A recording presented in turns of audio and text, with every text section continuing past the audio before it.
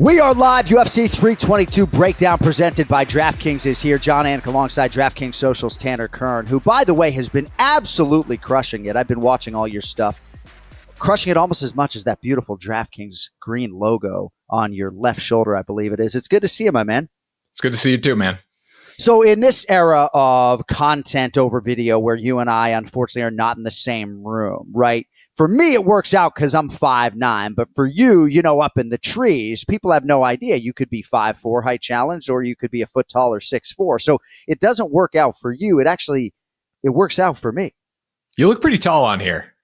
Right. Taller than, they tell you that, like, I get a physical the other day. They're like, how tall are you? It's like, well, when you get a driver's license, how tall are you? Well, it's like I'm 5'8" probably, but I'm going to tell you 5'9" for sure, Anyway, it's great to have everybody with us. This is a monster pay-per-view.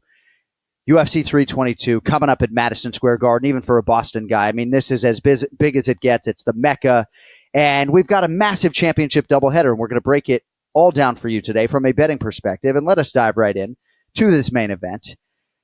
The incumbent now, the undisputed UFC welterweight champion is Jack Della Maddalena. And Tanner, this man lost his first two pro fights in a span of 10 weeks in 2016. He hasn't lost since. Perfect in the octagon. He's become the standard upon which all welterweights will now be judged. And in his first title defense, he is a plus 210 underdog against the vaunted Islam Makhachev, moving up from 155 pounds to try to become a double champ.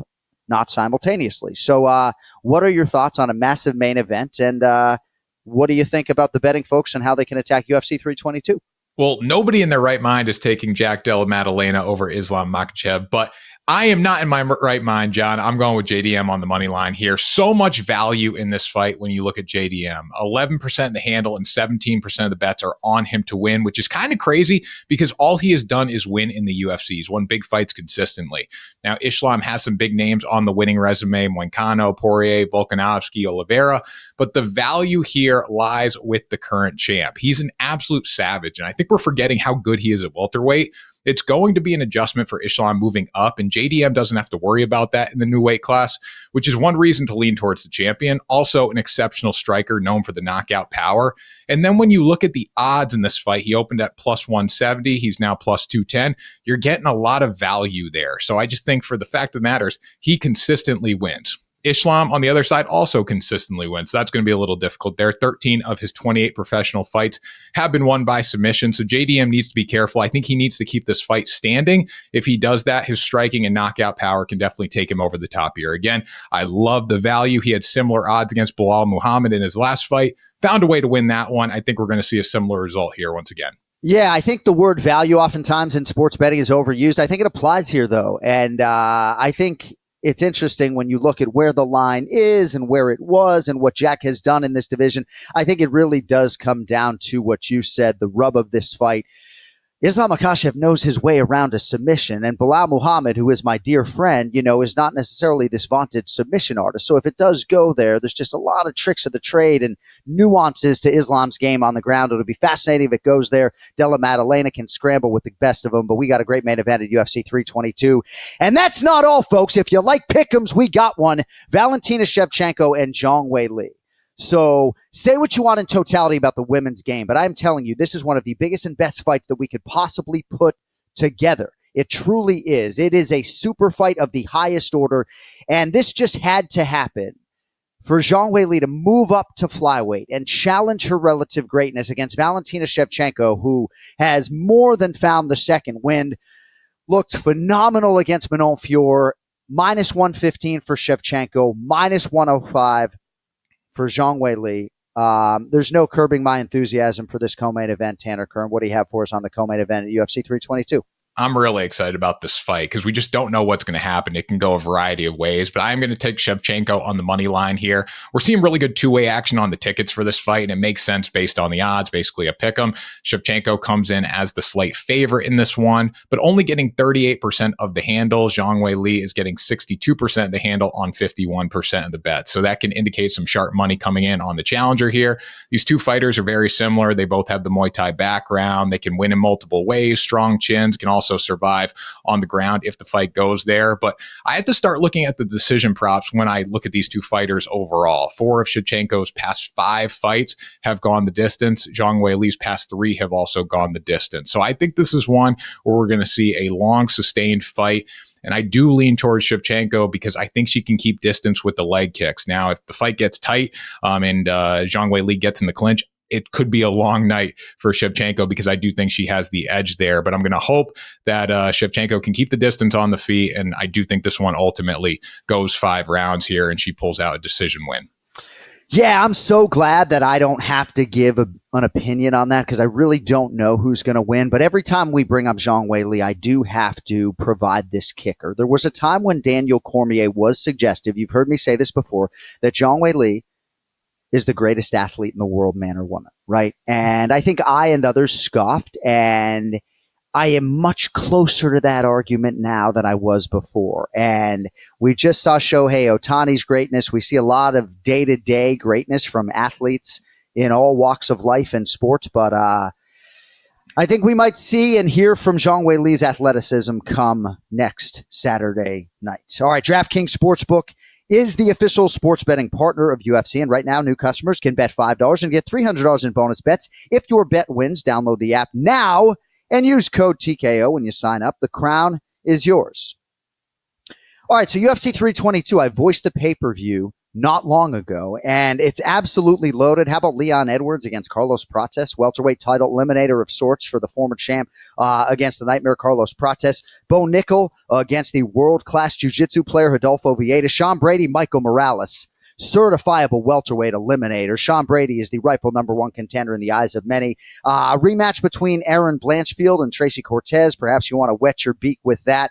But for Tanner, we need a dog of the night. So, sir, the floor is yours. This card is loaded. There's a lot of good underdogs to pick from, but I'm going to take Leon Edwards on the money line here against Carlos Prates. Wow. Edwards riding that 2-fight losing streak heading into this matchup, and I love that. The desperation factor should be huge here, and I think the octagon IQ, the experience, that's going to play dividends in this fight. When you look at Edwards, he's faced some of the most well-known fighters in the UFC, Bilal Muhammad, Colby Covington, Kamaru Usman, Nate Diaz. The list goes on and on, so he has that experience that should take him over the top here, and he can adapt to anything mid-fight that he's going to get from Prates. That's the biggest reason to take him, and avoiding that 3-fight losing streak should be another thing that keeps him going in this fight when things get hard. He needs to avoid that early danger. Prates is a striker. He's going to come out and just search for those early knockouts, and he may be able to get one, but Leon Edwards, luckily, has never been finished by knockout in his career, so that's another thing going for him in this fight. 17 of Prates' 22 wins have come by knockout. He's finished his last 11 wins by knockout, but he was just in the Contender Series in August of 2023. The experience is not there like Leon Edwards. And I think we're going to see him be able to survive here and win by a decision. Beautifully broken down. I just must add, man, there would be fear in me if I'm sitting on a ticket against Carlos Prates just because of the ferocity with which he strikes and the accuracy with which he lands. But I think you're right. It's got to be now or never for Leon Edwards. And, it's a good layout by you. All right. So, I'm contractually prevented from betting on combat sports. But one day, not long from now, I'm going to be 60 and I'm going to be able to do it. But for now, I can't. But when I do, I am a straight wager guy. But you want to, get a little juicy today for the men and women out there. So you have a parlay, as I understand it, that you would like to share with the audience, sir. Yeah, definitely. Well, hopefully I can do the UFC parlay justice like you bet on the NFL and MLB. I know you win some money there. Well, I'll be honest with you. Not of late, but 2024 was okay. Definitely. So I will take Beneil Dariush on the money line, Sean Brady on the money line, and then the fight to go the distance in Zhang Weili versus Shevchenko there. When I look at Benny, should have plenty of confidence coming into this fight after beating Renato Moicano. That was a do or die fight for him. He needed to win that, coming off a pretty hefty losing streak there. He's been in wars and he has an excellent fight IQ. And I think the experience here is going to take him over the top against Benoit Saint Denis. He can strike, he can grapple. He's just very scrappy overall. So I think a mistake by Saint Denis takes him over the top in this one. Then I look at Sean Brady here and Michael Morales. Both guys are absolute dogs. This has fight of the night potential. Both guys just beat Gilbert Burns pretty recently. And Morales is the knockout artist here. 13 of his 18 wins have come by knockout. But the grappling, I think, takes Sean Brady over the top here. If he can get this fight on the ground, has a really good chance to get it done there. And you're getting a good price for him on the money line. Yep. Finish it off, Zhang Wei Li and Valentina Shevchenko should stay upright, as I was saying before, if Shevchenko can keep the distance with the leg kicks. And ultimately, I do like this one just to go the distance because these two fighters are absolute dogs. They're scrappy, and I think they're going to be able to survive. All right, that is the crown is yours prop parlay. Beneil Dariush on the money line, Sean Brady on the money line, and the title fight between Zhang Wei Li and Valentina Shevchenko to go the distance. Also, don't forget 30% winning method profit boost on DraftKings for UFC 322. All right, favorite segment alert for me, cash on the canvas, one bet or parlay for the main card. If people listen to nothing else you say today, money where your mouth is, what would that bet be and why? I'm going to go with JDM on the money line here. If you want to take him by knockout, go for it. Again, the winning method profit boost is also going to be money there. I love JDM here. I just think this is a spot where he's undervalued because people are looking at Islam and how dominant he's been. But JDM has the same resume in the sport. If he can keep the fight upright, he can land the big shot. Islam could make a mistake, and that leads to a big moment for JDM.